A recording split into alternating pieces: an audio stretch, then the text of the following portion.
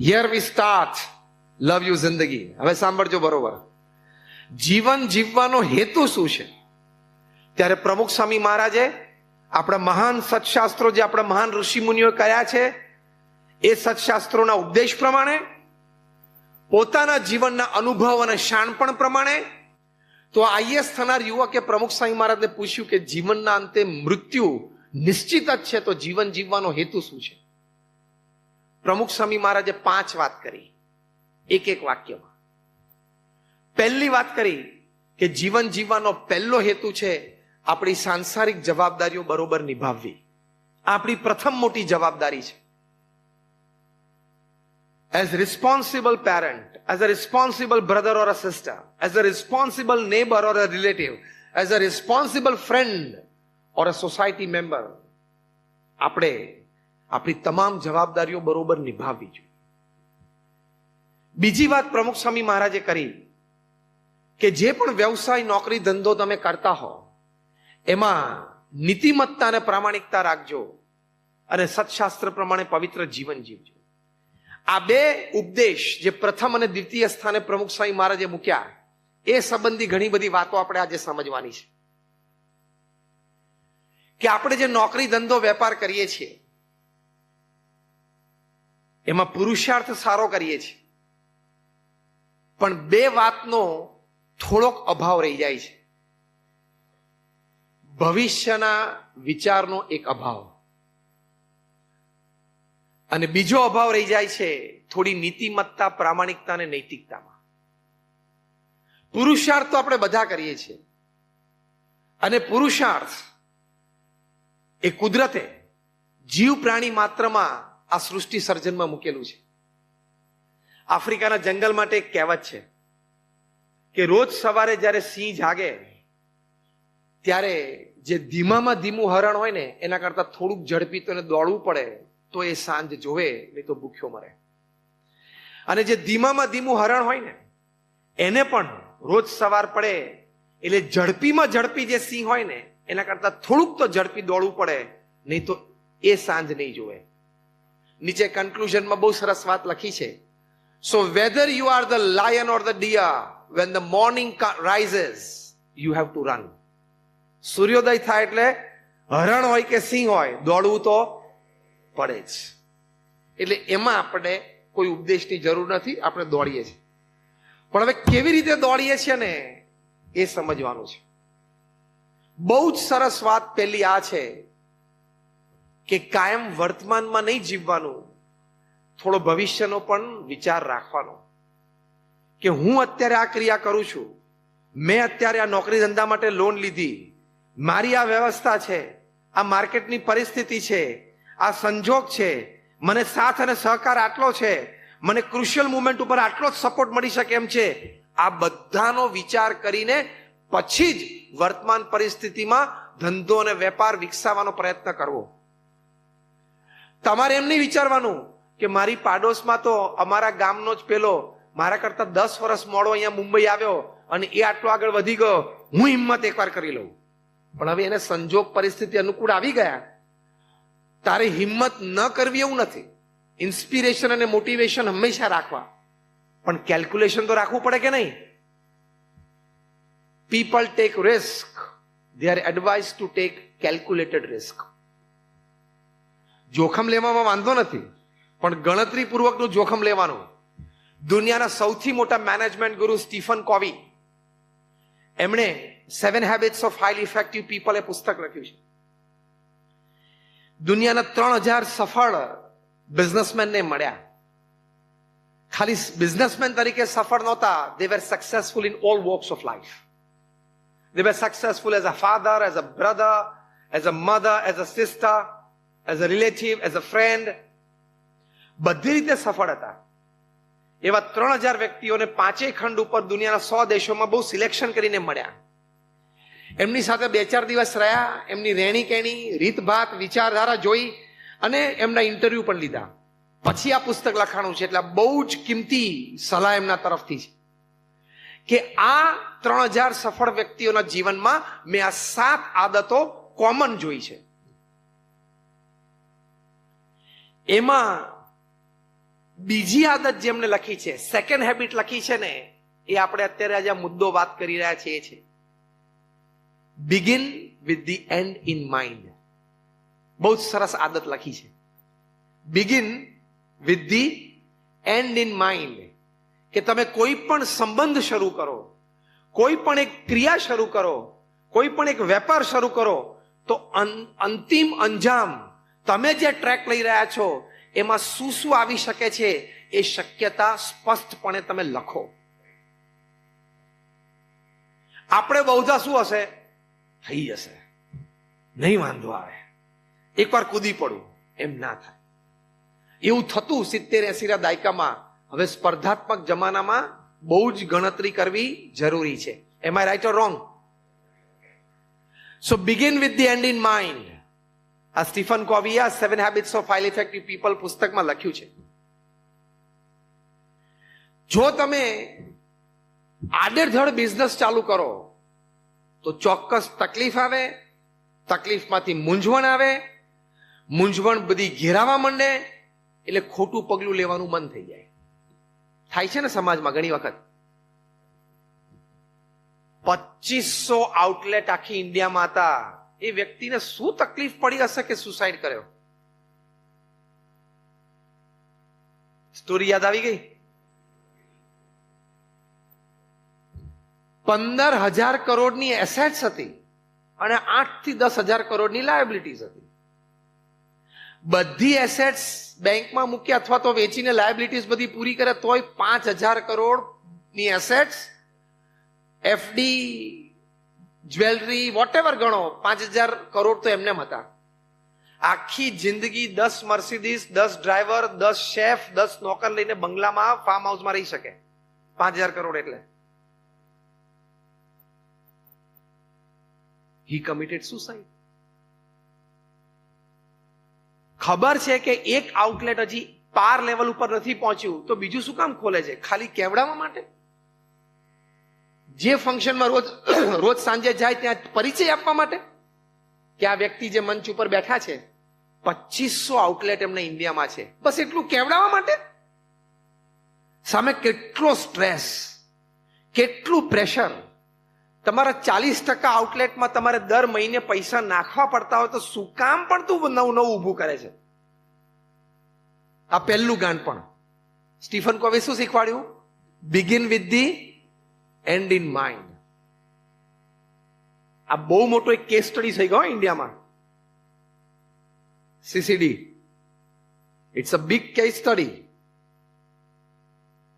એટલે તમે એકની બીજી દુકાન કરો, બીજાની ત્રીજી કરો, પાંચમાની છઠ્ઠી કરો, એની ના નથી, પણ ગણતરી રાખજો અને વિચાર રાખજો. મને કહેવામાં આવ્યું છે કે આ મુદ્દો તમે મુખ્ય આધારભૂત બોલજો.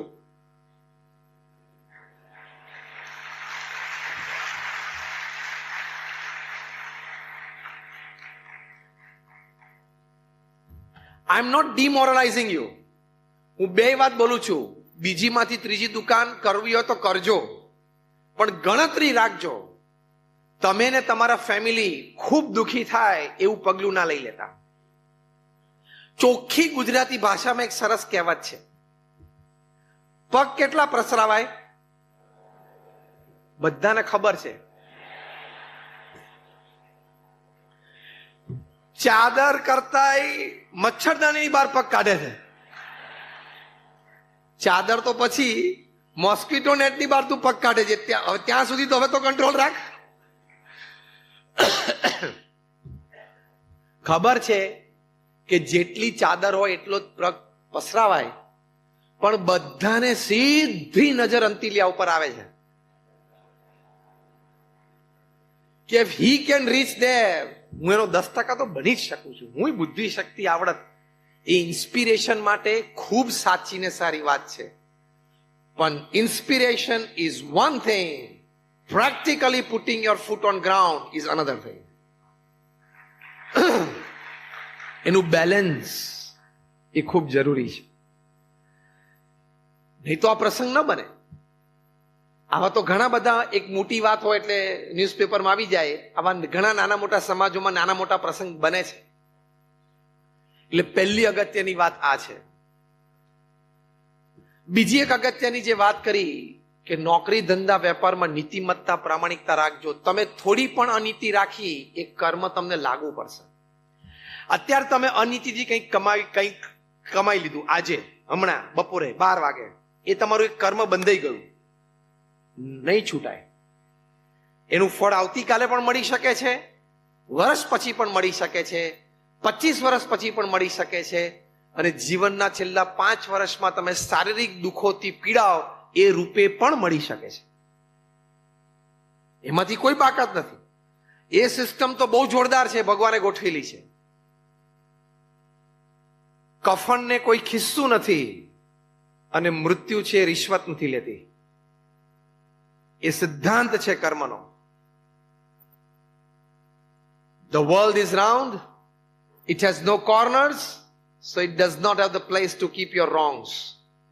તમે જે ખોટું કરો છો એ પૃથ્વી ગોળ છે, ગોળ હોય અને કોઈ ખૂણો ના હોય એટલે એને તમારું ખોટું સંગરવાની કોઈ જગ્યા નથી.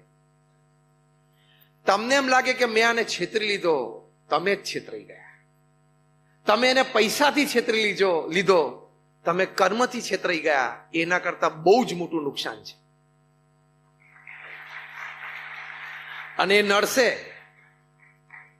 ધંધામાં ખોટું કર્યું હશે ને, એ ખાલી ધંધામાં જ નડે એવું નથી હોતું. એ સિસ્ટમ હજી આપણને ખબર નથી. એમાંથી થોડું ઘણું પતિ પત્નીના વચ્ચેના સંબંધોમાં પણ નડી જાય એ કર્મ. કારણ કે તમે ખોટું કર્યું ને, એ ખોટું ફળ તમને ગમે તે ડિપાર્ટમેન્ટમાં આવે.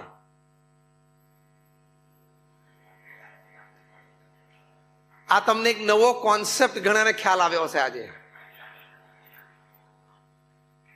કે મેં ધંધામાં ખોટું કર્યું ને ખોટા પૈસા લીધા એટલે કદાચ મારે પૈસાની થોડી ખોટ જાય એવું નથી.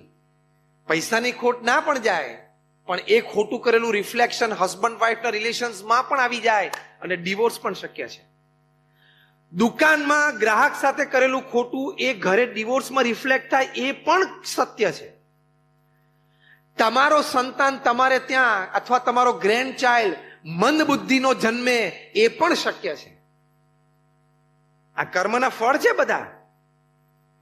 તમને એમ થાય કે અમારે ત્યાં કેમ આવું મંદ બુદ્ધિનું બાળક જન્મ્યું, પણ તે 20 વર્ષથી દુકાનમાં ઘણું ખોટું કર્યું છે એટલે એનું રિફ્લેક્શન અહીંયા આવ્યું.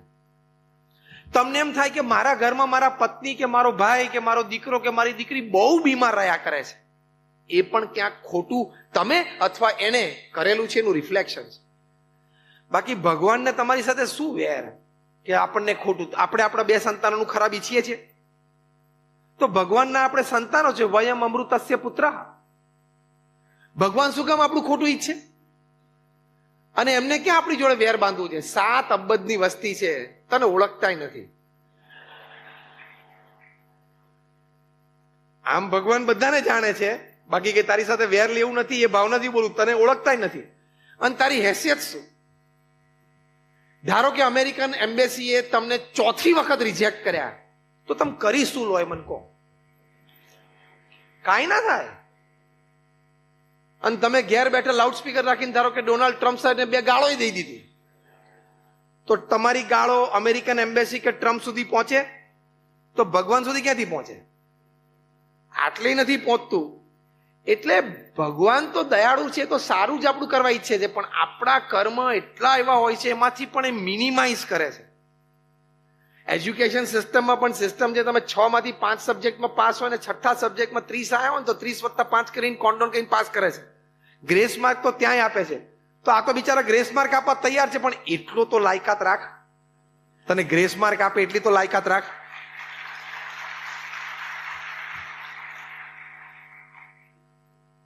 બેફામ લૂંટ ધંધામાં તમને અનુભવ હશે. અમે પણ આટલી મોટી સંસ્થા ચલાવીએ છીએ, અમારે પણ ખૂબ ખરીદી હોય છે. બેફામ લૂંટ તમે ચલાવો, અજ્ઞાત વ્યક્તિ પાસેથી લઈ લો. એ મધ્યમ વર્ગનો કે લોઅર મિડલ ક્લાસનો વ્યક્તિ કઈ રીતે તમારી દુકાને પહોંચ્યો છે. હવે આ દિવાળી આવશે, તમે બધા નાના મોટા વેપારમાં છો, નાના મોટા ધંધામાં, લોકો કંઈક જ્વેલરી કે કંઈક કપડાં કે બીજી ત્રીજી વસ્તુ તમારે ત્યાં લેવા માટે આવશે. તમને ખબર છે કઈ પરિસ્થિતિમાં એના ખિસ્સામાં 1000 રૂપિયા લઈને આવ્યો છે, અને તમે એના 200 રૂપિયા એક્સ્ટ્રા લઈ લો, પછી તો ભગવાન કુરાજી થાય ને. પછી કોઈ કે ટેન્શન રહ્યા કરે છે, પણ રે. અને એવું ખોટું તમે ભેગું કરો ને એટલે ભગવાન સિસ્ટમ જે ગોઠવી છે ને સિસ્ટમમાંથી એક સોફ્ટવેર આવે કે તમને પ્રેરણા મળે કે 70 લાખની લોન લઈ લે, ધંધો વિકસાવો છે.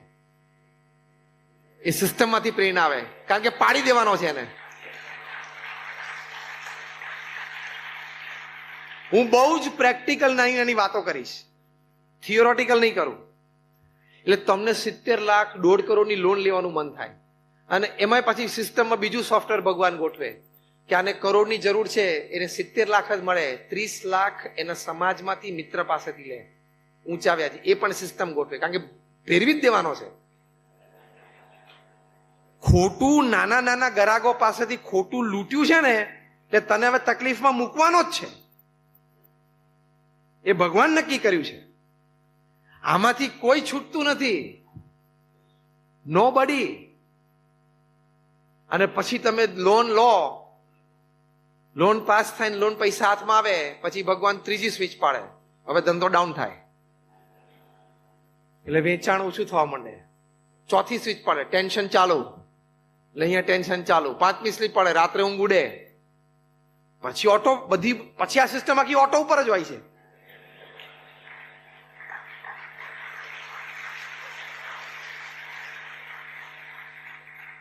તને જે કરોડ રૂપિયાની લોનની વિચાર આવ્યો ને, એ આ કર્મના જે થિયરી છે ને એ ભગવાને ગોઠવી છે.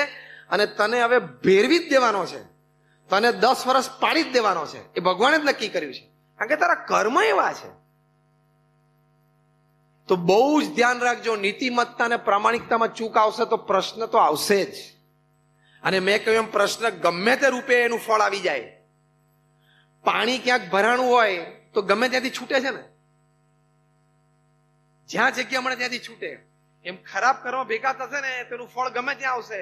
ઘરમાં કોકને બીમારી, પતિ પત્નીમાં ડિવોર્સ, એકાદાનો સુસાઇડ, મંદ બુદ્ધિ વાળો છોકરો જન્મે, દીકરા સ્કૂલમાં ભણે નહીં, દીકરા 18-20 વર્ષની ઉંમરે દીકરા દીકરી કઈ મોટી ભૂલ કરી બેસે. આ બધું જ શક્ય છે.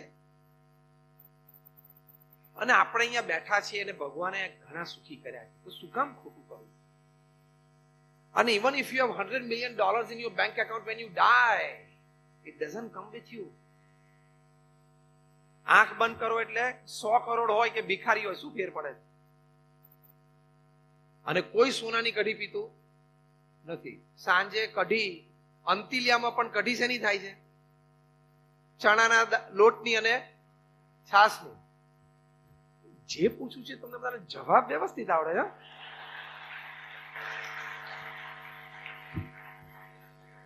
નાગજીભાઈ બરોબર? એટલે બધા જ્ઞાની તો છે જ, એટલે કહેતા હોય તો ચાલુ રાખું, નહીં તો પૂરું કરીએ. મહેન્દ્રભાઈ બરોબર છે? એટલે ત્યાં પણ એ જ કઢી પીવાય છે, અને આપણે પણ એ જ પીએ છીએ. ગમે ત્યારે, ગમે તે સંજોગોમાં, ગમે તે સમાજ અને વ્યક્તિની સામે ઉન્નત મસ્તકે એની આંખમાં આંખ નાખીને આપણે ઉભા રહી શકવા જોઈએ કે મેં કાંઈ ખોટું કર્યું નથી જીવન, મેં જીવનમાં કાંઈ ખોટું નથી કર્યું. That is life lived. તો you have loved your life, તો love you જિંદગી, તો તમે એવી રીતે જીવ્યા કહેવાય. અને અણહકનું લીધું તો બીજી લાઈન, પહેલી લાઈન તો આપણે બોલે છે ખુદા દેતા હૈ તો છપ્પડ ફાડ કે દેતા હૈ, પણ બીજી લાઈન તમને ખબર છે? જબ લેતા હૈ તબ ચમડા ઉતાર કે લેતા હૈ. પછી સુસાઇડ નો જ બારો આવે, બીજું કાંઈ ન થાય, ચામડી ઉતારીને લેશે. અને કર્મનો સિદ્ધાંત તો એ પણ કહે છે કે આ જન્મે નહીં તો આવતા જન્મે પણ ચૂકવવું પડશે. You have to pay. System તો સિસ્ટમ જ છે, એમાંથી કોઈ બાકાત નથી. જૈન સંપ્રદાય પણ કર્મના સિદ્ધાંતમાં ભરપૂર માને છે. અમે સ્વામિનારાયણ સંપ્રદાય પણ કર્મના સિદ્ધાંતમાં ભરપૂર માનીએ છીએ. 100% બે બાજુ છે. એટલે આપણે આજે આ બંને વાત કરીએ છીએ. એટલે બીજી વાત આ છે કે નીતિમત્તા અને પ્રામાણિકતામાં કોઈ દિવસ ચૂક ના રાખશો, નહીં તો તમે ગમે તે હો, ગમે ત્યાં હો, ગમે તે પદ પ્રતિષ્ઠા પર હો, પ્રશ્ન આવી શકે છે. તમે 5-7 દિવસ સીબીઆઈ સાથે રહી શકો છો, 15-20 દિવસથી તમે તિહારમાં છો અને ઈડી તમારી રાહ જોવે છે. તમે એમ સમજો કે તમે લંડન ભાગી જાઓ ને કાંઈ નહીં થાય, થશે. Done is done, it cannot be undone even if you go to London, but you will be brought back from London also. બે જણાને લાવવાના છે, 2-3 જણાને. એનું તંત્ર ગોઠવાઈ ગયું છે, એ આવશે. ખોટું લાંબુ ચાલતું જ નથી. ખોટું લાંબુ ચાલતું જ નથી.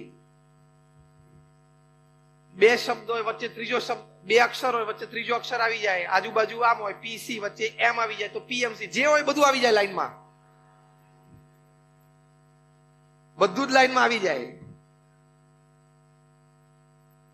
એટલે કહેવાની વાત એ છે કે નીતિમત્તા અને પ્રામાણિકતા સાથે કોઈ દિવસ ચેડા નહીં કરો. પ્રમુખ સ્વામી મહારાજ અમને સંતોને, અમારા કાર્યકર્તાઓને, અમારા હરિભક્તોને એક સુંદર ઉપદેશ કાયમ આપતા. શબ્દશ એમના વિધાનને હું કોટ કરું છું. પ્રમુખ સ્વામી મહારાજ કહેતા કે નિયમ ધર્મ અને નીતિમત્તાના ભોગે કોઈ કાર્ય અને પ્રવૃત્તિ કરવા નહીં. 2 કામ ઓછા થાય ચાલશે, 1 દુકાન ઓછી ખોલશો ચાલશે, પણ નીતિમત્તા અને પ્રામાણિકતા હશે તો હમણાં જે વાત કરી એ સુખ, શાંતિ અને આનંદ હંમેશા રહેશે. That is the basics. પણ જો વાતે વાતે એક ડિફરન્ટ ઓફશૂટ હું આપું, બોલો ધંધામાં દિવસમાં દુકાન ઉપર બેઠા કેટલી વાર ખોટું બોલતા હશું. હવે તો આપણને કેવું થઈ ગયું છે ખબર છે? હું તમને કહું, તમે કોઈ રોગ હોય ને તમને, તમે દવા લો ને તો ધીમે ધીમે રોગની પ્રતિકારક શક્તિ વધતી જાય ને તો પછી બહુ હાઈ ડોઝ ઉપર પહોંચવું પડે, ત્યારે થોડીક અસર થાય. એમ હવે રમતા રમતા સામાન્ય જુઠ્ઠું બોલે છે ને આપણને ખબર નથી પડતી કે હું જુઠ્ઠું બોલ્યું. બહુ મોટું જુઠ્ઠું બોલે ને તો આપણને જુઠ્ઠું બોલ્યું, બાકી તો બહુ સાજી બોલી કાઢે. હા બોલો, ઉભા ઉભા સામે બોલે. આ એનો અનિતિનો એક પ્રકાર જ છે. એકવાર એક બેન મૃત્યુ પામ્યા અને સ્વર્ગમાં ગયા. પછી સ્વર્ગમાં પેલા એન્જલે દરવાજો ખોલ્યો ને સ્વાગત કર્યું કે તમે સારા કર્મો કર્યા છે, તમારો સ્વર્ગમાં વાસ છે, પધારો, રજીસ્ટર ઉપર નામ છે. એટલે અંદર લીધા. અંદર ગયા ને તો ચારે બાજુની દિવાલ, સીલિંગ, એટલે ઉપર ચારે બાજુ વોલ ક્લોક લગાડેલી હતી. એટલે એને બહુ આશ્ચર્ય થયું કે આટલી બધી વોલ ક્લોક શું કામ? આપણે ઘરમાં એક રૂમમાં એક વોલ ક્લોક હોય, આટલી બધી વોલ ક્લોક છે. Don't mind, can I ask you a very simple question? તો કે હા પ્લીઝ ફીલ ફ્રી. એટલે મેં કીધું કે આ બધી આટલી બધી વોલ ક્લોક શેની છે? તો કે અમે દરેક વ્યક્તિ પૃથ્વી પર જન્મ લે ને એની સાથે અહીંયા એક વોલ ક્લોક મૂકી દઈએ, સિંક કરીને. એ જેટલી વાર જુઠ્ઠું બોલે ને એટલે 1 સેકન્ડનો કાંટો હલે. એકવાર આખો ફરે પછી મિનિટનો હલે, મિનિટનો ફરે ત્યારે આવરનો ફરે. તો કે વચ્ચે ઘડિયાળમાં તો 3 કાંટા બાર ઉપર છે. તો કે યુધિષ્ઠિર રાજાની ઘડિયાળ છે, એ ખોટું નહોતા બોલ્યા.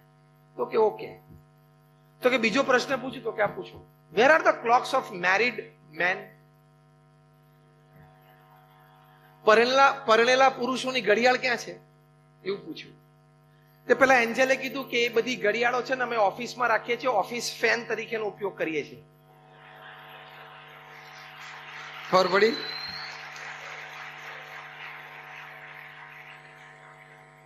બહુ સ્પીડમાં ફરે છે. તો કે can I ask you a third question? તો કે યસ. તો કે where are the clocks of married women? પરણેલી સ્ત્રીઓની ઘડિયાળ ક્યાં છે? તો કે એ અમે ઓફિસની બહાર રાખીએ છીએ, ઇલેક્ટ્રિક જનરેટર તરીકેનો ઉપયોગ કરીએ છીએ. ખોટું બોલવામાં એટલી મજા આવે, કાંટા કેટલા સ્પીડમાં ફરે છે ખબર છે? ખોટું કરશો ને બધા કાંટા ત્યાં ફરે જ છે. હા, એની ગણતરી ચાલે જ છે. આ તો વચ્ચે એક ખાલી આનંદદાયી વાત, પણ જો આટલું બધી અનીતિમત્તા અને અપ્રામાણિકતા ચાલે પછી નાના મોટા પ્રશ્ન આવવાના છે. અને એકવાર અપ્રામાણિકતાનો પ્રશ્ન આવ્યો ને, જીવન બગડશે, પરિવાર દુખી થશે, પ્રતિષ્ઠા ગુમાવશો, ધંધો ગુમાવશો, બધું જ થશે. માટે એમાં અતિશય સાવધાની રાખજો. પ્રમુખ સ્વામી મહારાજ આટલું જાહેર જીવન જીવ્યા, 80 વર્ષનું જાહેર જીવન, 8 દાયકા. આટલી મોટી સંસ્થાના પ્રમુખ 65 વર્ષ રહ્યા. એની વચ્ચે ગુરુપદ 45 વર્ષનું. અમારી સંસ્થામાં કોઈ ઇલેક્શન નથી, સિલેક્શન હોય. 250 વર્ષથી પ્રમુખ સ્વામી મહારાજ 65 યર્સ પ્રેસિડેન્ટ રહ્યા. દુનિયામાં મને એક સંસ્થા લઈ આવો, એક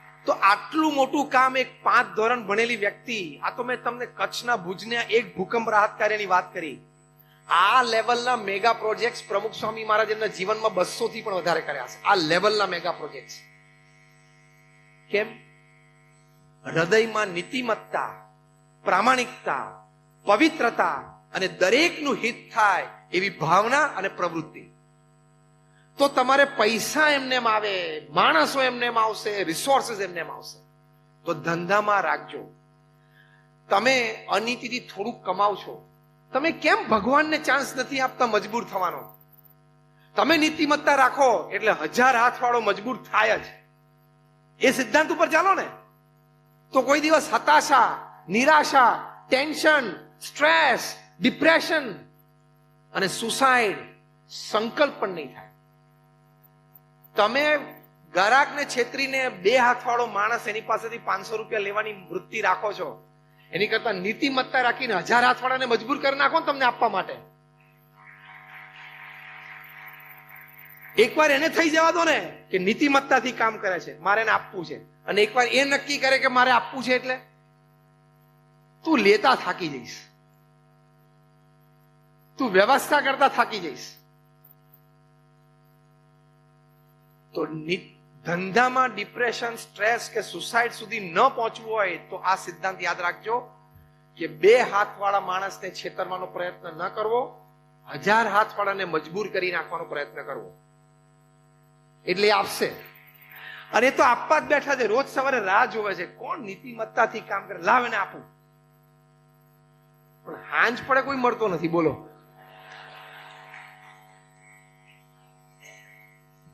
હું તમને એક સરસ દ્રષ્ટાંત આપું. કીડીને એમ મન થાય કે મારે અમેરિકા પહોંચવું છે, મારી તાકાત ઉપર, કોઈ હિસાબે પહોંચે? હા કે ના?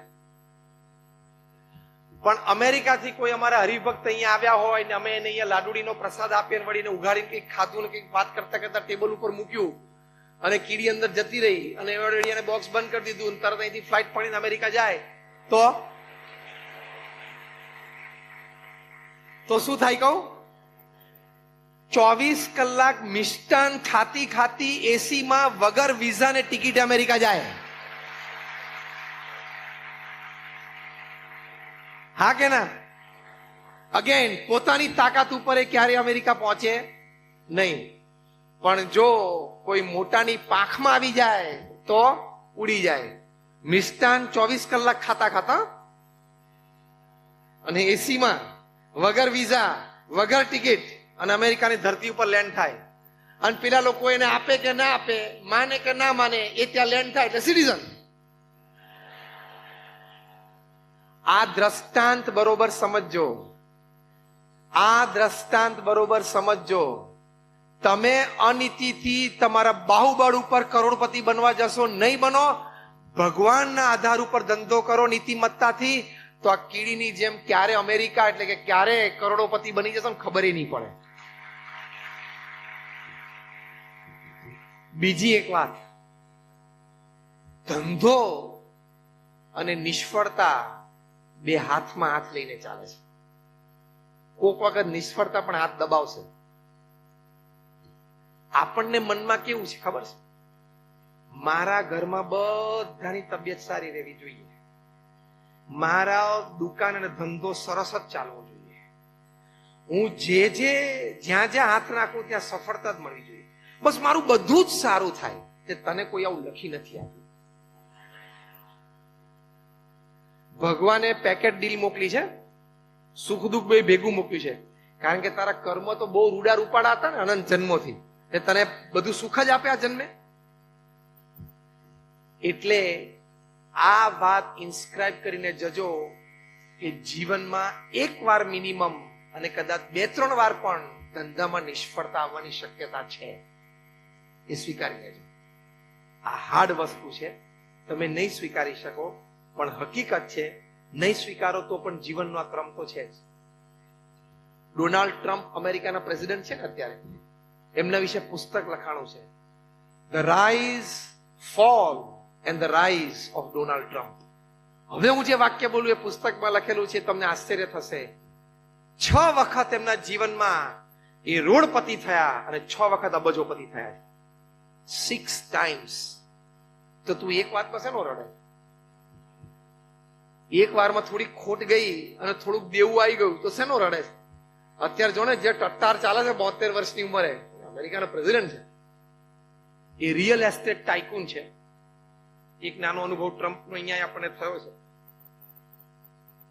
એ રિયલ એસ્ટેટ ટાઇકૂન છે. એમનો એ ધંધો હતો.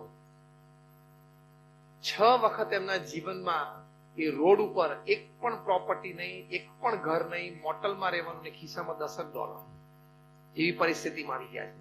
કેટલી વાર? એટલે એક વાર અબજોપતિ બન્યા, પાછું $10, પાછું અબજ બિલિયનર, પાછું $10, પાછું બિલિયનર, પાછું $10, પાછું બિલિયનર, પાછું $10. 6 times. મને લાગે છે આવો તો વ્યક્તિ કોઈ પૃથ્વી પર નહીં હોય. બોલો. તો પણ માણસે હિંમત રાખી, થોડી ધીરજ રાખતા શીખવાનું, થોડુંક સ્વીકારની ભાવના રાખવાની. થાય. ડોનાલ્ડ ટ્રમ્પ જેવાને થાય. ઇવન રતન ટાટાએ જેગુઆર અને લેન્ડ રોવર લીધી, બે ઇંગ્લેન્ડની મોટી બ્રાન્ડ, તો એમને ઉતર ચડ તો આવી જ નહીં. આવે. It's part of life. વિચારીને આગળ ધીમે ધીમે વધતા જ જવાનું કે ભાઈ હવે 6 પૈસા કરી દઈએ. વિચારીને આગળ ધંધો રાખવાનો. એમ કરતા કરતા આગળ વધાય. પણ તમે ગભરાઈ જાઓ, તમે મૂંઝાઈ જાઓ, તમે પાછા પડી જાઓ તો ધેટ ઇઝ નોટ લાઈફ. મેં 500 કરતા વધારે જીવન ચરિત્રો વાંચ્યા છે. From Abraham Lincoln to Winston Churchill to Sachin Tendulkar to Mahatma Gandhi to Sardar Patel, Napoleon Bonaparte, બધા. આ બધાના જીવનમાં ઉતર ચઢ આવી જ છે. આ બધા કઈ પહેલેથી જન્મજાત ટોચ ઉપર બેઠા ને આખી જિંદગી ટોચ ઉપર રહે એવું નથી. એબ્રાહમ લિંકન 16 ઇલેક્શન આવી ગયા. તાર તો ખાલી દુકાનમાં દિવાળી વખતે ઓછો ધંધો થાય ને શાનું રડે? 21 વર્ષની ઉંમરે પહેલી વાર કાઉન્સિલર, આપણે જે મ્યુનિસિપલ કોર્પોરેશન કહીને, પહેલું ઇલેક્શન લડેલા, એ હાર્યા. 23 વર્ષની ઉંમરે બીજું હાર્યા. 26 વર્ષની ઉંમરે એમની ફિયાન્સીએ, જેની સાથે એમને લગ્ન કરવાના હતા, એ એમની ફિયાન્સીએ સુસાઇડ કર્યો. કે કઈ કારણો છે આપણને કઈ ખબર નથી, પણ એ પણ જીવનમાં એક શોખ તો કહેવાય જ ને એમને. પાછું 28 વર્ષની ઉંમરે એક ધંધો શરૂ કર્યો, તો એમાં ખોટ, દેવું થઈ ગયું. પાછું ઇલેક્શન 29 વર્ષની ઉંમરે હતો, એમાં ગયા. 16 વખત ઇલેક્શન હારે પછી આપણા જેવા બે સારા સલાહકારો વલ્લભભાઈ શું સલાહ આપે? હવે તને કોકની દુકાને નોકરી રાખી દઉં છું, તું હવે નોકરી કર. અને છેવટે તો એક કઈક 46 કે 48 વર્ષની ઉંમરે અમેરિકાના વાઇસ પ્રેસિડેન્ટનું ઇલેક્શન હારી ગયા. પણ જેટલી વાર હાર્યા ને એટલી વાર બીજી વાર ડબલ હિંમતે ઉભા થયા. આ શીખીને જજો. જેટલા જોરથી પડીએ ને એની ડબલ તાકાતથી ઉભા થવું એ મનુષ્યનું કર્તવ્ય છે. એનાથી આગળ મનુષ્યનું ગૌરવ છે. And at the age of 52, in the 17th election that he fought in his life, he won and became the president of America. એટલે આજે પણ તમે વ્હાઇટ હાઉસમાં જાઓ, ઓવલ ઓફિસમાં જાઓ, જ્યાં પ્રેસિડેન્ટ ઓફ અમેરિકા બેસે છે, ત્યાં પાછળ વોલ ઉપર એક જ એક્સ પ્રેસિડેન્ટનો ફોટો દરેક પ્રેસિડેન્ટ પ્રેરણા રૂપે રાખે છે, અને અબ્રાહમ લિંકનનો છે. તો ડોનાલ્ડ ટ્રમ્પની વાત કરી કે અબ્રાહમ લિંકનની વાત કરી, આટલી પછડાટ પછી પણ જો સ્થિર અને ધીર રહી શકતા હોય તો તું થોડાકમાં શું કામ બેબાકડો થઈ જાય છે? થોડાકમાં શું કામ ધીરજ ગુમાવે છે? આપણે અહીંયા બેઠા એ બધા પાસે 20 જોડી કપડા છે. તમારા બધા પાસે એક ઘર છે, 1 BHK કે 2 BHK મિનિમમ કે મોટું છે. યસ. બીજો મુદ્દો. ત્રીજું, આમ ઓવરઓલ ને જનરલ સ્વાસ્થ્ય તમારા તમારા પરિવારજનનું સારું છે કિશોરભાઈ? ઓવરઓલ આમ જનરલ ફાઇન. ત્રીજો મુદ્દો. ચોથો મુદ્દો, તમારા સંતાનો સ્કૂલ કોલેજમાં ભણવા જાય છે? હા. ઓકે. પાંચમો મુદ્દો, તમારી પાસે એક વ્હીકલ છે? ભલે ટુ વ્હીલર પણ છે તો છે. 5મો મુદ્દો. છઠ્ઠો, ગામમાં અને સમાજમાં તમારે 25 પરિવાર સાથે સંબંધો છે. 7મો મુદ્દો, તમારી પાસે મોડર્ન દ્રષ્ટિએ સુખ સગવડ કહી શકાય, ધારો કે એક મોબાઈલ ફોન, ધારો કે એક લેપટોપ, ધારો કે આઈપેડ, વોટેવર, એવા 2-4 સાધનો તમારી પાસે છે તો કે છે. અહીંયા આપણે બેઠેલા બધા પાસે.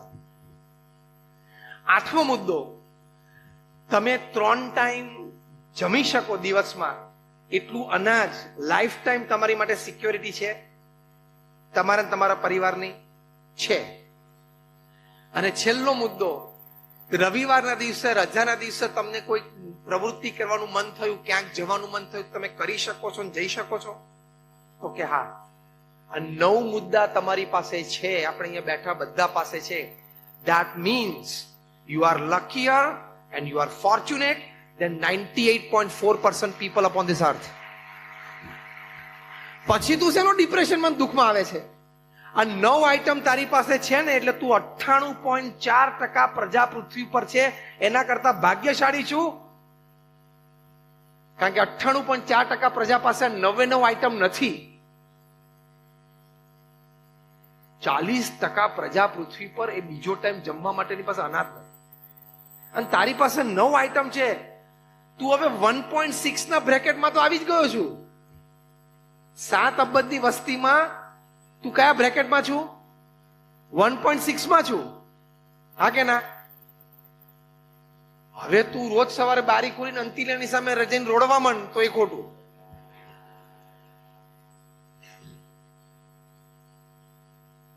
પણ પ્રશ્ન ક્યાં થાય છે? શાળાને ત્યાં મર્સિડીઝ આવી ગઈ. બહુ થતું હોય એકવાર ફેરવા લઈ આવજે, બીજું શું.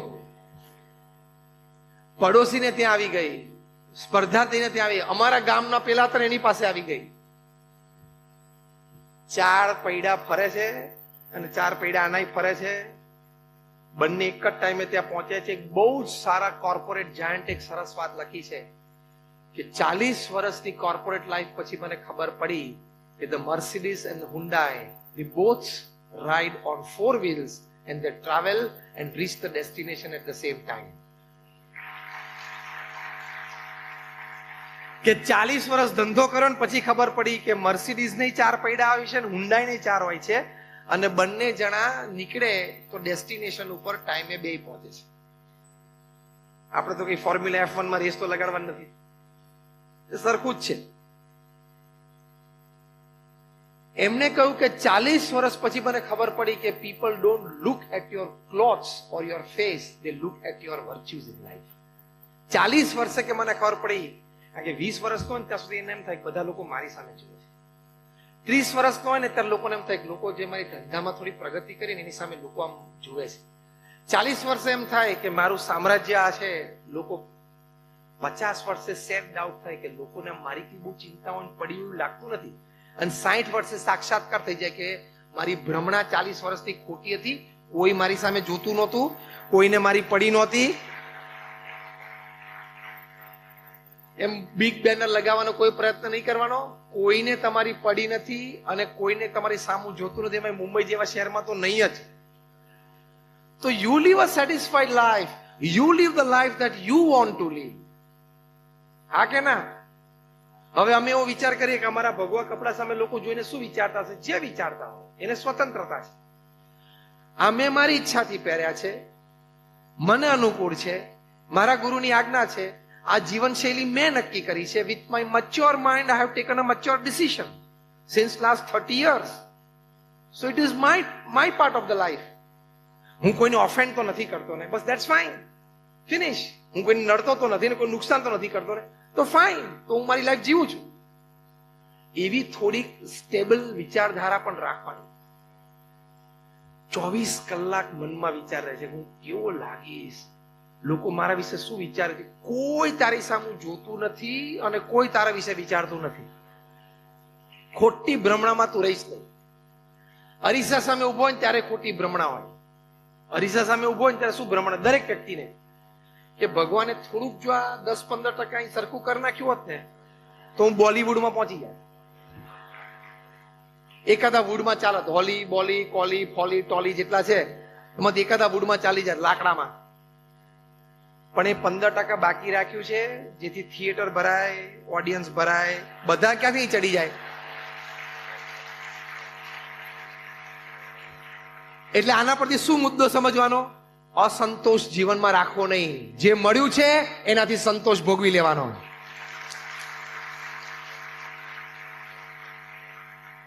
અસંતોષ રાખવાની જરૂર નથી. તમે ઓલરેડી 1.6 ના બ્રેકેટમાં છો જ, તો શું કામ અસંતોષ રાખો છો? Why are you? આપણે જીવનને સમજ્યા જ નથી. And that is why you start hating your life. Love you જિંદગી નહીં, હેટ યુ લાઈફ થઈ જાય. ભગવાને મને આ ના આપ્યું, આ ના આપ્યું. મેં ઓલરેડી તમને ગણાવી દીધું એ 9 આઈટમમાં તમે છો એટલે 1.6 ના બ્રેકેટમાં છો જ. 99.4% પ્રજા કરતા તમે પૃથ્વી પર સુખી છો. અરે 98.4. પછી તમારે કેટલી ઈચ્છા છે? તો એક આ મુદ્દો આપણે સમજવાનો, વિચાર દ્રઢ રાખવાનો, સ્ટેબિલિટી દ્રઢ રાખજો તો જીવી શકાશે. અને અસફળતા તો આવશે. થોમસ અલ્વા એડિસને 10,000 પ્રયોગ કરેલા ઇલેક્ટ્રિક બલ્બ માટે. એક દિવસ સવારે આખી એમની ફેક્ટરી બળી ગઈ. એમને કોઈ કહ્યું કે આખી ફેક્ટરી રાખ થઈ ગઈ, ધૂળ. એ ત્યાં ગયા અને જોઈ કે આખી ફેક્ટરી ખાક થઈ ગઈ અને રાખનો ઢગલો. એડિસન એમના સંતાનને કહ્યું, એના દીકરાને, કે જ્યાં તારી માને બોલાઈ આવ. તો એના દીકરાએ પૂછ્યું, કેમ મમ્મીને બોલાવો છો? તો કે તારી માએ આટલો મોટો રાખનો ઢગલો ક્યારેય જિંદગીમાં જોયો નહીં હોય. એ જોઈ તો લે એકવાર. શું સ્થિરતા કહેવાય! કેટલી સ્થિરતા કહેવાય! એના પત્ની આવ્યા ને તો એ તો બિચારા આમ હિપતાઈ ગયા અને આમ જમીન ઉપર પડી ગયા. અલ્વા એડિસનના પત્ની, ઓહ આપણું આખી ફેક્ટરી બળી ગઈ. થોમસ અલ્વા એડિસન એમના પત્નીનો હાથ પકડીને એમને જરા બેઠા કર્યા, સ્વસ્થ કર્યા અને કે આમાં ખોટું શું થયું? અરે કે આપણી આખી ફેક્ટરી બળી ગઈ, તમે કહો ખોટું શું થયું? થોમસ અલ્વા એડિસને કહ્યું, આકાશમાં જોઈને ભગવાનનો આભાર માન્યો. Thank God, all my mistakes have burned up. શું એટીટ્યુડ કહેવાય માણસનો! અને તારે એક લોનનું વ્યાજ, એમાં આટલું બધું ટેન્શન. નીકળી જઈશ, ધીરજ રાખ. શું કામ ગભરાય છે, મૂંઝાય છે? નીતિથી કામ કરજે, પુરુષાર્થ કરજે અને ભગવાનને પ્રાર્થના કરજે. આપણા હાથમાં જેટલું હોય એટલું આ 3 વસ્તુ છે, એ શસ્ત્રો વાપરી લેવાના. 3. નીતિથી કામ કરવું, ખૂબ પુરુષાર્થ કરવો અને ભગવાનને પ્રાર્થના કરવી. બાકી એ કરશે.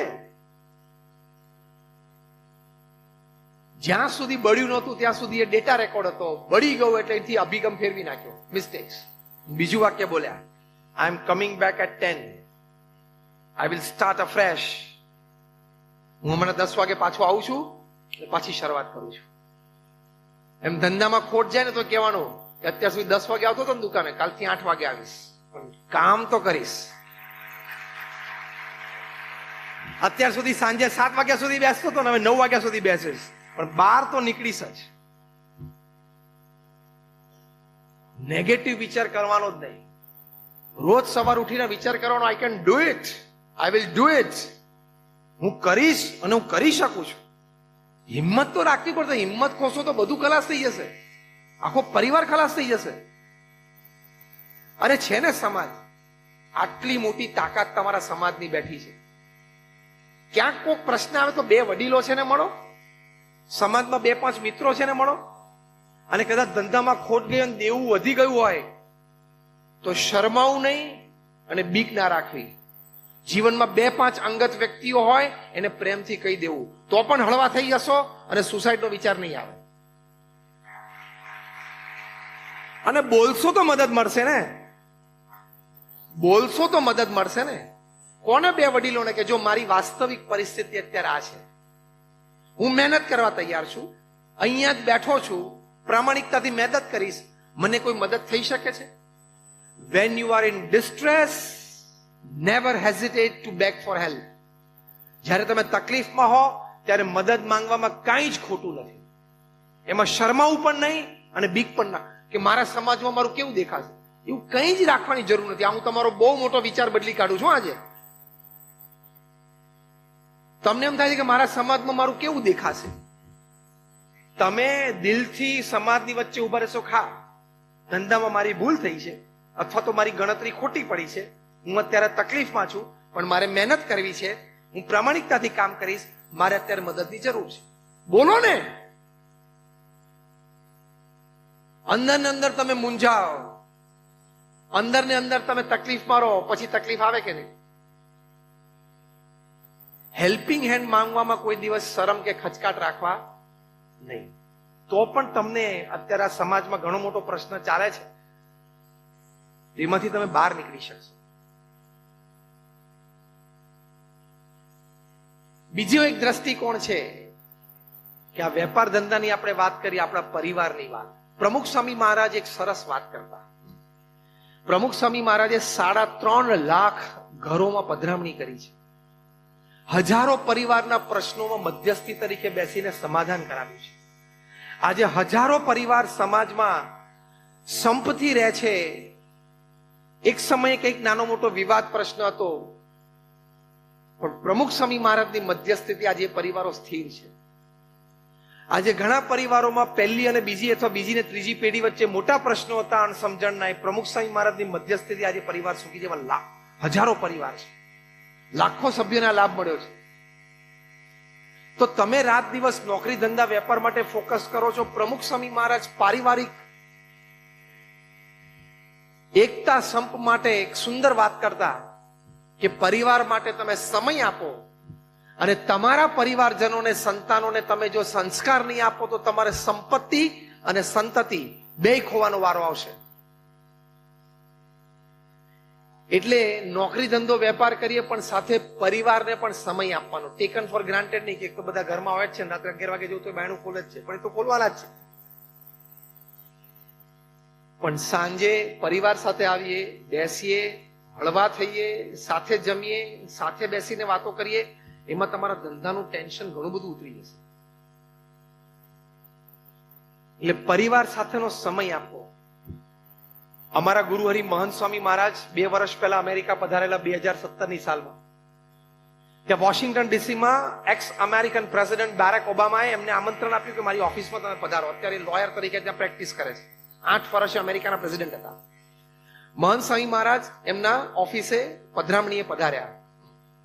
ત્યારે તમને આશ્ચર્ય થશે કે બેરેક ઓબામાએ વાત કરી કે હું 8 વર્ષ અમેરિકાનો પ્રેસિડેન્ટ રહ્યો, એમાં એક પણ દિવસ એવો નથી કે સાંજે 7 વાગે હું, મારા પત્ની અને મારી બંને દીકરીઓ, અમે 4 જણા રાત્રિ ભોજન માટે સાથે ન બેઠા હોય.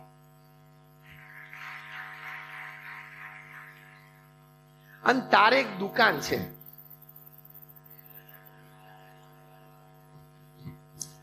અમેરિકાના પ્રેસિડેન્ટ, તું વિચાર તો કર, એનો વહીવટ વ્યવહાર તને ખબર છે?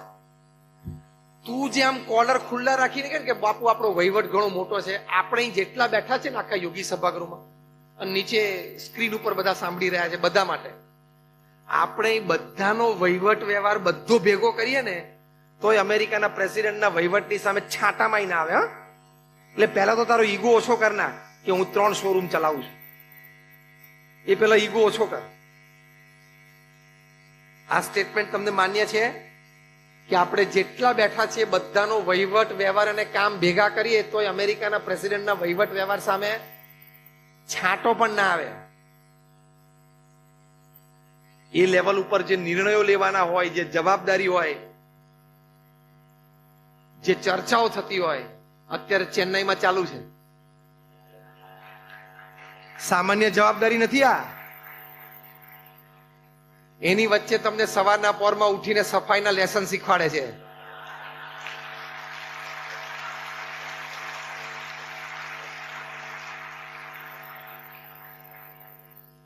આટલા મોટા પડોશી દેશની આટલી મોટી પ્રેસિડેન્ટ કક્ષાની વ્યક્તિ, અને જ્યાં આપણે નાના મોટા બોર્ડરના પ્રશ્ન, ટ્રેડના પ્રશ્ન બધા ચાલુ છે, એની વચ્ચે સવારે બીચ ઉપર મોર્નિંગ વોક લે. તને તો એક દુકાનમાં આટલું ટેન્શન હોય તો હવારના પર કઈ સૂતું જ નથી. લવ યુ જિંદગીમાં આ બધું આવે. થોડી હળવાશ રાખ, પરિવાર સાથે બેસ ઉઠ. એ વ્યક્તિઓ એ કક્ષાએ પોતાનું સમયનું પ્લાનિંગ કરે છે, કામનું પ્લાનિંગ કરે છે.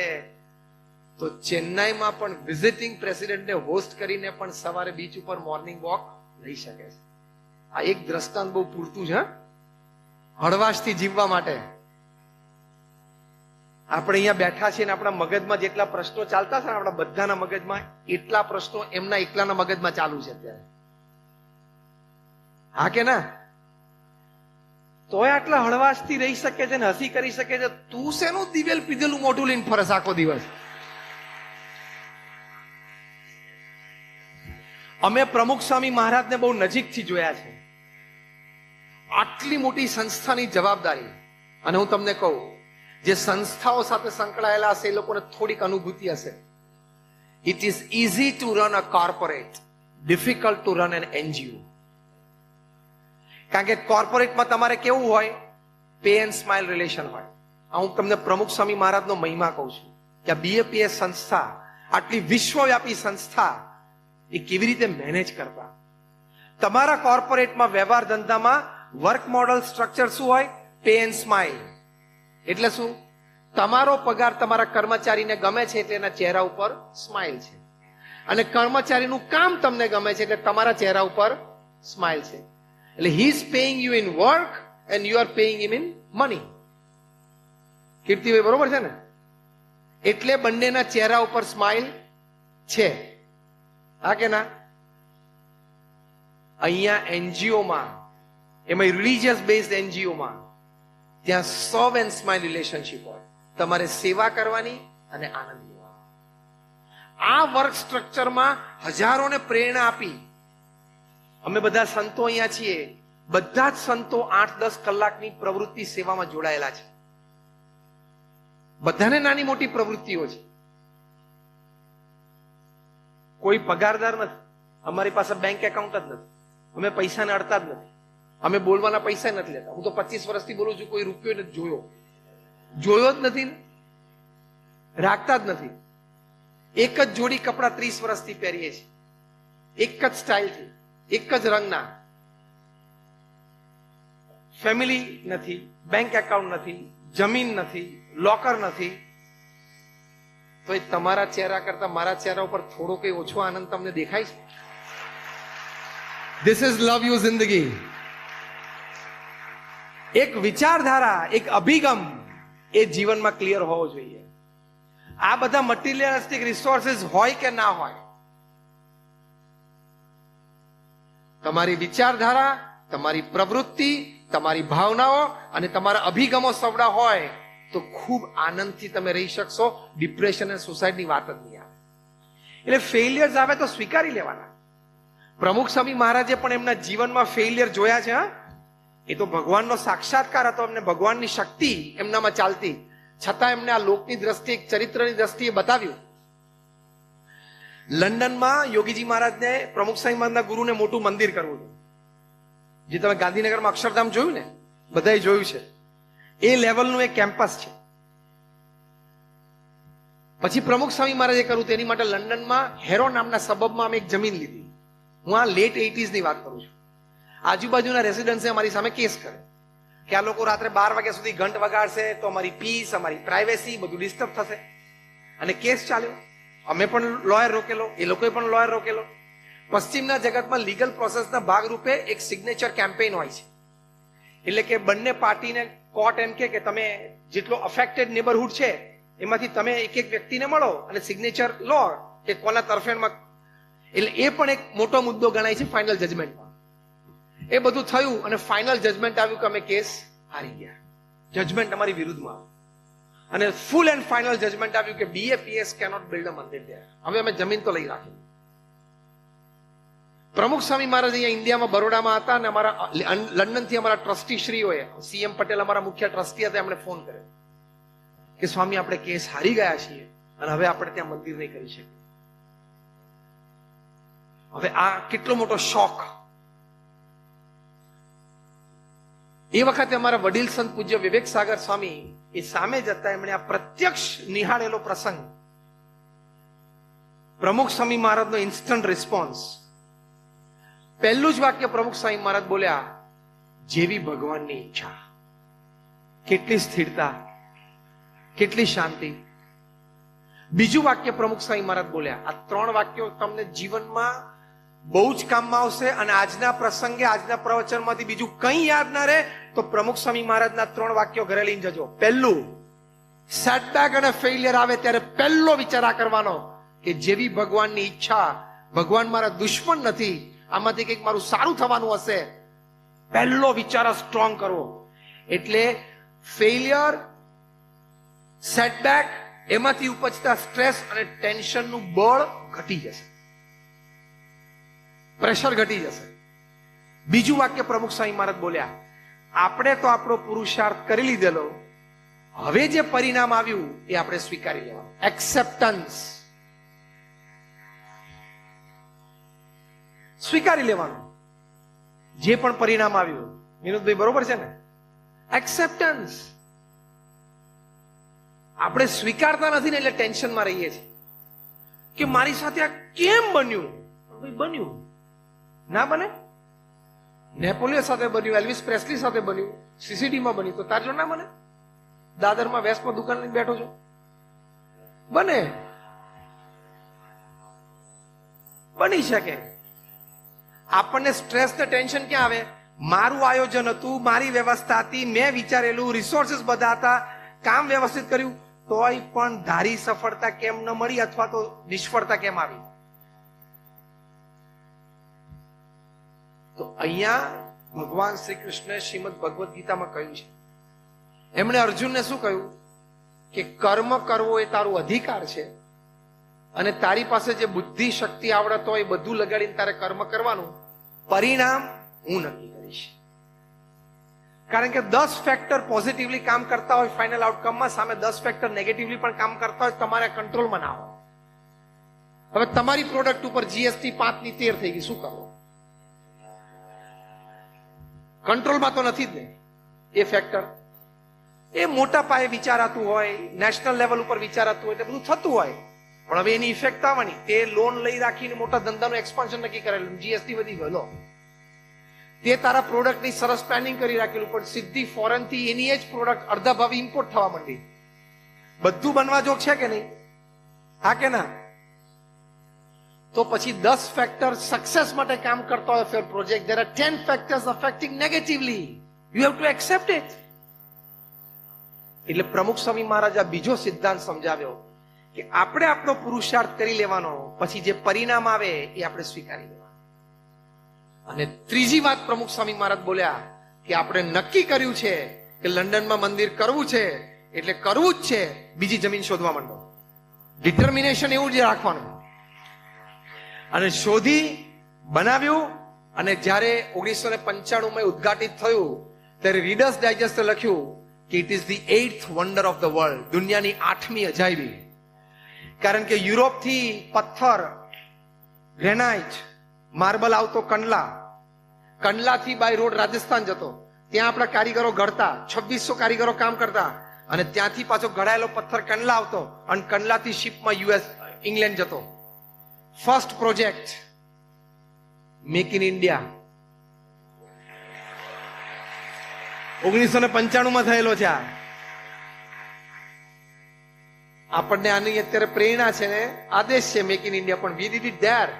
અને એ પણ એક સ્ટેપ આગળ, raw material from foreign country and make in India, અને ફિનિશ પ્રોડક્ટ પાછી ત્યાં ઊભી કરી. તો જો આ 3 વાત યાદ રાખવાની.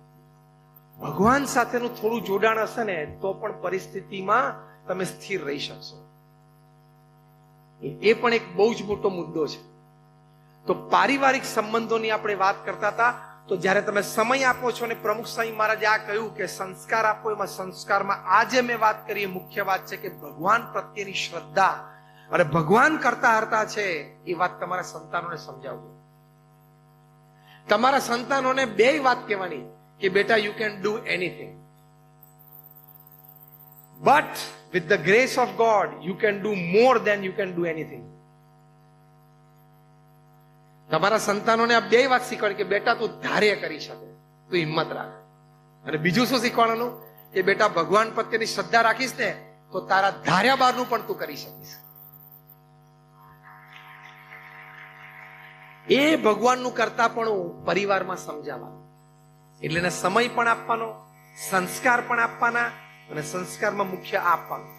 એની માટે પ્રમુખ સ્વામી મહારાજ એક સરસ વાત કરતા, ઘર સભા. તમે આ પ્રયોગ કરો. અત્યારે પ્રમુખ સ્વામી મહારાજનો શતાબ્દી મહોત્સવ અમે ઉજવી રહ્યા છીએ. એ નિમિત્તે પ્રમુખ સ્વામી મહારાજના જીવનનો સૌથી મોટો સંદેશ હોય તો એ છે ઘર સભા. એટલે કે રોજ રાત્રે, કદાચ ન થઈ શકે તો અઠવાડિયામાં 2 વાર, તમે 4, 5, 7 પરિવારજનો સાથે રહેતા હો, તમે 20 મિનિટ માટે શાંતિથી ઘરે ભેગા બેસો. પહેલી 5 મિનિટ ભગવાનનું નામ સ્મરણ કરો. બીજી 10 મિનિટ કોઈ પણ તમારો ધાર્મિક સદગ્રંથ તમે વાંચો.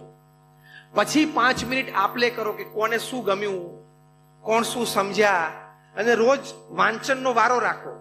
આજે પિતા વાંચે, કાલે માતા વાંચે, પરમ દિવસે દીકરો વાંચે, પછી ચોથે દિવસે દીકરી વાંચે, વારો રાખવાનો. અને પછી ભગવાનની આરતી કરીને તમે છૂટા પડો. પ્રમુખ સ્વામી મહારાજ કહેતા, ઘર સભાથી વિશ્વ શાંતિ થશે. આ હું શબ્દશઃ કોટ કરું છું. અમે ઘર સભા નામનું પુસ્તક BAPS માં બહાર પાડ્યું છે, જેમાં હજારો પરિવારમાં નાના મોટા પ્રશ્નો હતા, સાસુ વહુ વચ્ચેના પ્રશ્નો હતા, બાપ દીકરા વચ્ચેના પ્રશ્નો હતા. એ સાથે ઘર સભામાં રાત્રે બેઠા, એમાંથી આ પ્રશ્નના સમાધાન થયા છે. And that is how they started loving their life and family.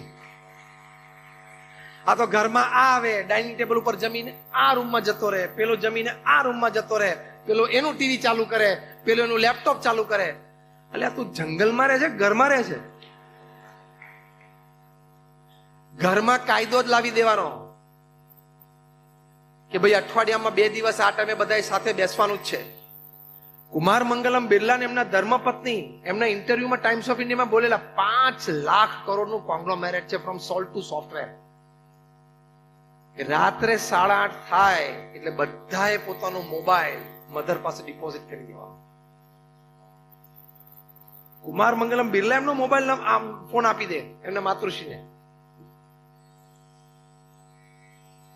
સ્તબ્ધ થઈ ગયા.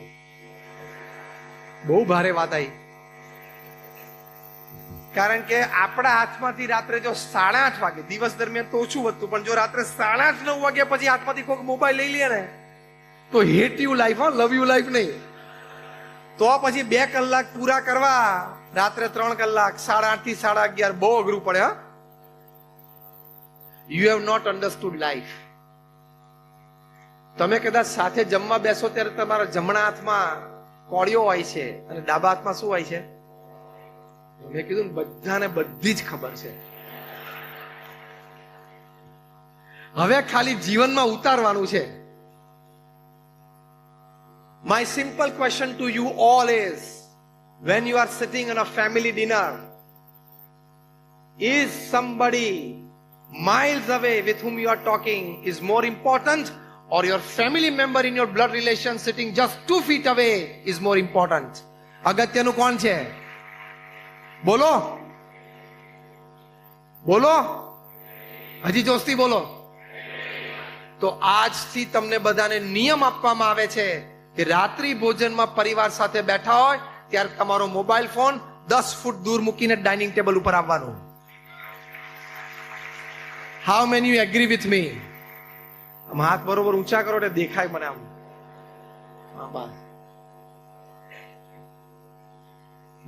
વાત સાચી લાગે છે કે નહીં? એટલે અડધો કલાક માટે તો આની ગુલામી છોડો. 10 ફૂટ દૂર રાખીને જમવા બેસવાનું. અને ધારો કે જમતા જમતા પણ રિંગ વાગે તો? હવે બધી ખાલી જગ્યા પૂરજો, હું પ્રશ્ન પૂછું છું. જમતા જમતા તમારા મોબાઈલની રિંગ વાગે તો? બધા બહુ શાણપણાના જવાબ આપો છો.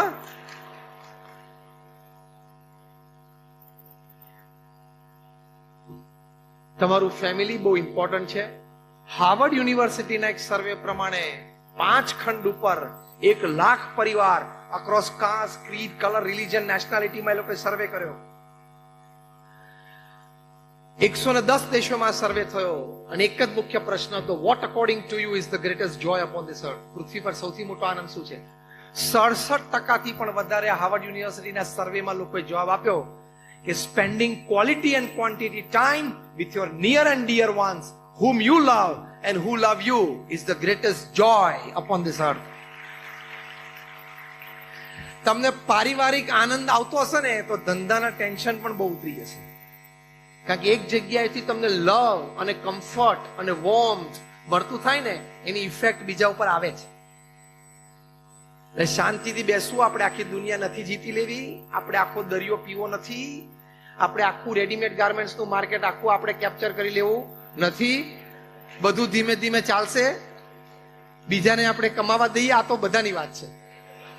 પણ આપણે કીર્તિભાઈ સાથે મિત્રતાથી આમ જરા છૂટથી વાત કરી. કોઈ પોતાના ધંધાનો દરિયો પી શકતા નથી, હા કે ના? ગમે તેવો તરસ્યો હોય તો 2-4 ગ્લાસ એક સમય પી શકે છે. તો શું કામ દરિયો પીવાની તું આટલી બધી હોડમાં ઉતરી ગયો, કોમ્પિટિશનમાં ઉતરી ગયો? એટલે પરિવાર સાથે શાંતિથી બેસવું. 1.5 કલાકના રાત્રિ ભોજન પછી કુમાર મંગલમ બિરલાના પરિવારમાં બીજો 1.5 કલાક આખો પરિવાર સાથે બેસે અને પારિવારિક વાતો થાય. આ પરિવારમાં 1.5 કલાક પરિવાર રોજ રાત્રે સાથે કાઢી શકે તો તારે તો ખાલી દાદર વેસ્ટમાં દુકાન જ એક બંધ કરવાની છે. આ ખાલી દાદર વેસ્ટમાં એટલે જ નહીં સમજવાનું, આખું મુંબઈનું સમજવાનું. પણ આ તો શું, તમને ઘરે જાઓ ત્યારે કંઈક વધારે પડતું થાય ને તરત દાદર વેસ્ટ દુકાન આ યાદ આવી જશે ને પ્રવચનમાંથી, તોય બીજું ઘણું યાદ આવશે. એની માટે આ તમારો મોટો દુશ્મન છે મોબાઈલ. એને વાપરતા આવડશે. પ્રમુખ સ્વામી મહારાજને અમેરિકામાં પ્રશ્ન પૂછેલો કે આધુનિક સુખ સગવડો, સાયન્સ એન્ડ ટેકનોલોજી, આ મોબાઈલ અને ઇન્ટરનેટ એ આશીર્વાદ છે કે શ્રાપ છે? ત્યારે પ્રમુખ સ્વામી મહારાજે બહુ સુંદર ઉત્તર આપેલો કે વિવેકથી વાપરે તો આશીર્વાદ છે, વિવેક ચૂકે તો શ્રાપ છે. ઇલેક્ટ્રિસિટી આશીર્વાદ રૂપ છે, પણ તું પ્લગમાં આંગળી નાખે તો ખોટું. એમ તમે નોકરી, ધંધા, વેપારમાં અને વિદ્યાર્થીઓ પણ ભણવામાં તમારે આઈપેડની જરૂર છે, તમારે લેપટોપની જરૂર છે, તમે વાપરો, એની ના નથી. પણ વિવેક તમારે રાખવો પડશે કે કઈ સાઇટ ઓપન થાય અને કઈ ના થાય. એ વિવેક ચૂકશો તો છૂટાછેડાના પ્રશ્ન આવશે, લવ યુ જિંદગી બગડી જશે. કારણ કે વૃત્તિઓ ફંટાવા માંડશે. તમે પરિણિત વ્યક્તિ છો, તમારો પરિવાર છે, તમારે 5-25 સારા મિત્રો છે, પછી માઇલો દૂર જેને જિંદગીમાં તમે ક્યારેય મળવાના નથી એવા સોશિયલ નેટવર્કિંગ સાઇટ્સ ઉપર જઈને ખોટા નવા મિત્રો ઉભા કરવાની જરૂર શું છે? હા કે ના? તું છેલ્લા અઠવાડિયાથી તારા દીકરા સાથે 15 મિનિટ બેસી નથી શકતો અને સોશિયલ નેટવર્કિંગ સાઇટ ઉપર જાય છે. મૂર્ખ છું. You are a full. You don't value family relations. તમે એક પરિણિત વ્યક્તિ, કદાચ અપરિણિત હોય તો પણ સોશિયલ નેટવર્કિંગ સાઇટ ઉપર જાઓ એટલે પ્રશ્ન આવશે જ. હમણાં અમેરિકામાં ડિવોર્સ લોયર્સની એક કોન્ફરન્સ થઈ, 3 દિવસ ચાલી. 300 લોયર્સ ભેગા થયેલા અને બધાને 18 કલાકનું કામ હતું. હા, ખબર પડી? સ્પેશિયલાઇઝેશન શેનું હતું આ 300 જણાનું? ડિવોર્સ. અને 18 કલાક એ લોકોની ઓફિસ ચાલતી હતી. એ 300 લોયર્સની 3 દિવસની કોન્ફરન્સ પછી કન્ક્લુઝન રિપોર્ટ જે તૈયાર થયો, એ રિપોર્ટની કોપી નેટ ઉપર પણ છે, તમને પણ ઉપલબ્ધ થશે, મારી પાસે પણ છે.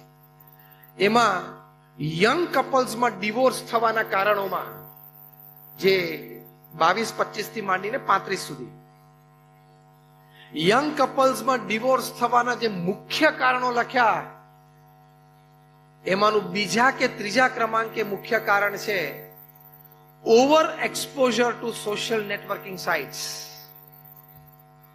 ત્યાં પછી ખોટી મિત્રતા બંધાઈ જાય અને પછી પ્રશ્ન થાય અને તમે વધારે પડતો સમય સ્ક્રીન ઉપર કાઢો એટલે તમારા પતિ કે પત્નીને શંકા જશે જ અને પ્રશ્ન ઉભા થશે જ. એટલે બીજો નિયમ આ લેજો, તમે આજે આવ્યા છો તો અપરિગ્રહની વાત કરીને તમે લેપટોપ અને આઈપેડ ને મોબાઈલ ફોન વાપરો, તમે ઇન્ટરનેટ વાપરો, નોકરી, ધંધા, વેપાર માટે વાપરો, એની ના નથી, કમ્યુનિકેશન માટે વાપરો, ભરપૂર વાપરો ટેકનોલોજી. પણ વિવેક ચૂકીને સોશિયલ નેટવર્કિંગ સાઇટ ઓપન ના કરતા એ અપરિગ્રહનું વ્રત અત્યારે તમારા બધા જૈનોએ આજે આ યોગી સભાગૃહમાંથી લઈને જવાનું છે. યસ ઓર નો? આમાં ઓછી હાથ ઊંચા થયા. બરોબર, ઊંચા કરો હાથ. એમ. અને તમે શાંતિથી બેસીને વિચાર કરો ને, જે વ્યક્તિ કોઈ બ્રાઝિલમાં રહે છે, કોઈ કોલંબિયામાં રહે છે, અને એ તો તમને ઓળખાવે છે કે હું આ જેન્ડર છું, કારણ કે એ જેન્ડર ના હોય. હવે મને બધી ખબર છે એવું તમને ખબર પડી ને?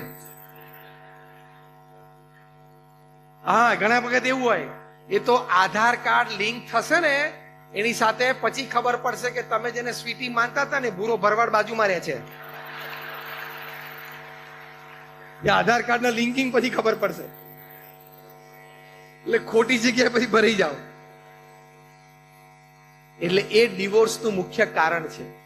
આપણા સત્શાસ્ત્રોમાં સ્ત્રી પુરુષ મર્યાદા લખેલી છે.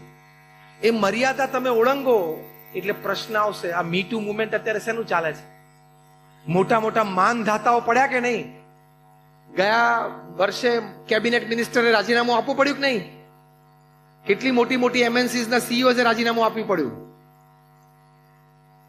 એટલે સ્ત્રી પુરુષ મર્યાદામાં તમે ખ્યાલ નહીં રાખો તો પરિવાર બરબાદ થશે, ડિવોર્સ આવશે અને હેરાન થઈ જશે.